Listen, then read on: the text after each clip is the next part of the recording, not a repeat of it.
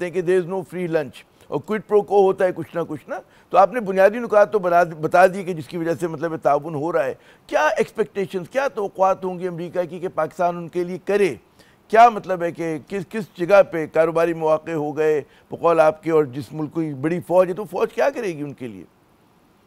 Trump کی جو سوچ ہے وہ ہاں تو کچھ لو اور دو کی سوچ نہیں ہے، وہ تو صرف لو اور لو کی سوچ ہے. تو اس اچھا. لیے وہ کیا لینا چاہتے ہیں؟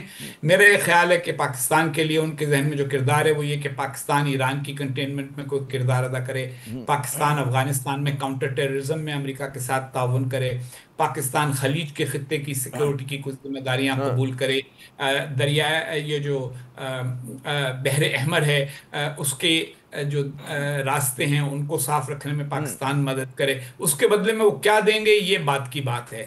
دوسری بات جو وہ اچھا، پاکستان سے میرا چاہیں آخری گے، اگلا ہی سوال ہوتا ہے کہ دیں گے کیا، اس پہ بھی چلیں بعد میں آپ اپنا مکمل کر لیں پھر میں. ہاں دیکھیے، ٹرمپ کے ہاں دینے کی بات صرف وعدے میں ہوتی ہے اور لینے کی بات نقد ہوتی ہے، تو اس لیے وہ سب کچھ لینے پہ پہلے توجہ کریں گے.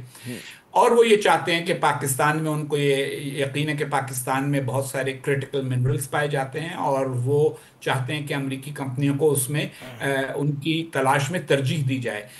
یہ پاکستان کے مفاد میں ہے اگر ایسا ہو جائے، لیکن مسئلہ یہاں یہ ہوگا کہ یہ ٹرمپ کتنا ہی کہہ لیں، جب تک امریکی کمپنیاں یہ نہیں سمجھیں گی کہ وہ پاکستان میں آنے سے منافع کما سکیں گی، یہ کام آگے نہیں بڑھ سکے گا. آخری چیز کرپٹو کرنسی ہے.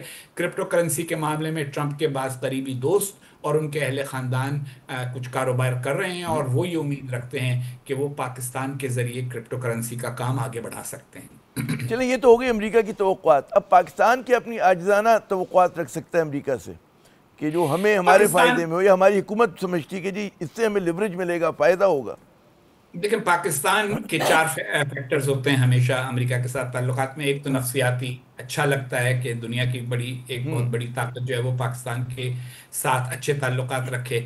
چین کے ساتھ پاکستان کو یہ ناز ہے کہ ہمارے تعلقات پہ کبھی برا اثر نہیں ہو سکتا، تو اس لیے اگر امریکہ کے ساتھ اچھے تعلقات ہو جائیں ایک مجموعی نفسیاتی اچھی کیفیت پیدا ہوتی ہے. دوسری بات جو پاکستان ہمیشہ ڈھونڈتا رہتا ہے وہ اقتصادی مدد اور تعاون. اور تیسرا عسکری مدد. پاکستان ہمیشہ یہ چاہتا ہے کہ اس کو جو ماڈرن ٹیکنالوجی ہے، دفاعی ٹیکنالوجی، اس تک رسائی ہو. اس معاملے میں ان کو یقین ہے کہ امریکہ کافی آگے ہے اور ماضی میں بھی امریکہ سے ہمیں F-16 اور نیوی کے جہاز وغیرہ ملتے رہے ہیں.